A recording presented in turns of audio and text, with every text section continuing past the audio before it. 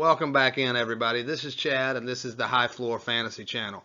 Today I'm going to be telling you about this floor rating thing that I came up with, how it's calculated and how you can use it. It is a really good metric. Hit up all the socials that you see on the screen there. Like, comment, subscribe, click on that like or notification button. Please don't smash anything. You know how I feel about that. And support the channel on Patreon. I'll tell you more about that in just a minute.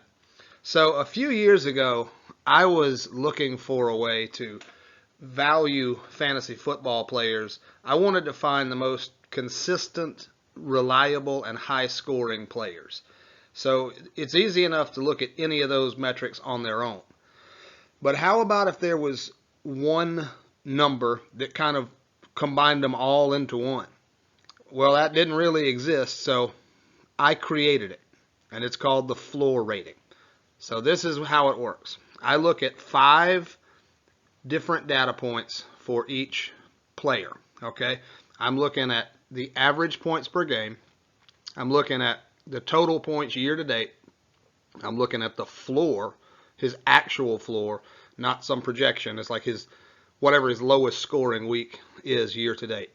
And then I'm looking at the number of games played year to date. So you want all 4 of those numbers to be high, right? You got average, total, floor, and games played.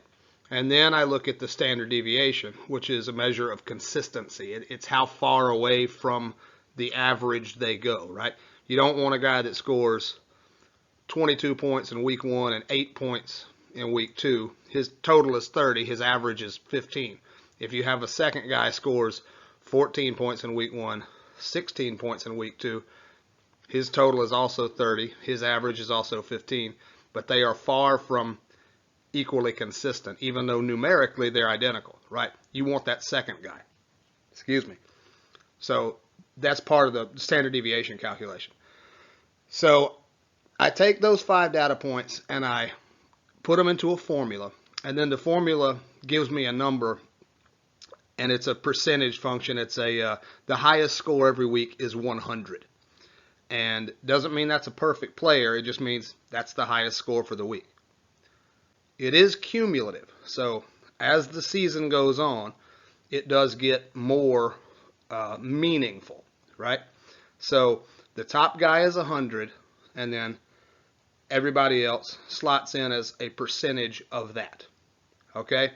So I use this number to make start-sit decisions, make waiver wire decisions. I evaluate trades with it. I would never suggest that this be the only thing you use, right? You got to have your own knowledge of the players, and you got to know about the injuries, and you got to consider matchups. But here's what I will say. If you have 2 players who are very close together in floor rating, like your second running back, you got to start. You got to pick from 1 or 2 guys, or from 2 or 3 guys. If you have one of them has a difficult matchup and one of them has an easier matchup, go with the guy with the easier matchup. If you have a choice between a guy with a very high floor rating and a guy with a much lower floor rating, even if the guy with the higher floor rating has a tougher matchup, go with that guy, right? Now, again, it's not predictive. It is a measure. It's a bunch of numbers coming together from past performances. So it's not going to be indicative of future results. But it does help you identify who's been the most reliable, consistent, and high floor, high scoring players. We've seen some surprises to me this year. How about Sam Darnold being up in the top 10? I think he finished at number 4 after week 4 in the quarterbacks. I didn't see that coming. But after about week 2, I was using the floor rating, and I saw that he was on the way up. And I have Tannehill on the same team. I think I have Stafford, Tannehill, and Darnold on that one team. So, yeah, I put Tannehill on the bench, and I put Darnold in. And he's done great for me 2 weeks in a row. So it can definitely help you. So if you do support the channel on Patreon, you can go over there. You're going to get more audio. I do a podcast as well. You can look for High Floor Fantasy wherever you get your podcasts. And then you get more audio, you get more video. And then I put together a PDF file, one for each skill position. I give you the top 40 or so quarterbacks every week. I give you the top 40 or so tight ends every week, and then the top 75 wide receivers and running backs.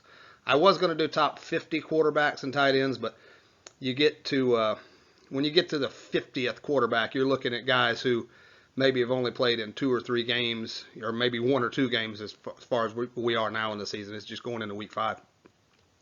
And then maybe they've scored less than 5 fantasy points altogether so far the whole season. So they're not very relevant. As the season goes on, if the number of quarterbacks goes up, then I'll include them up to the top 50. But right now I've settled on 40 or so. But that's what you get, man. You can use this thing. It's helped me get to 3 championships last year. You know, that was before I got started on YouTube. But I really appreciate your support.